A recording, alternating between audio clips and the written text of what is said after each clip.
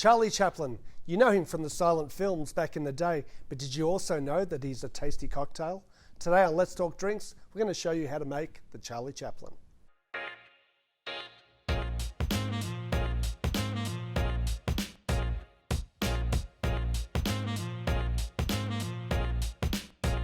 So the Charlie Chaplin Cocktail, created just before Prohibition at the Waldorf Astoria Hotel in New York City, this drink is arguably one of the most popular cocktails from the pre-Prohibition era.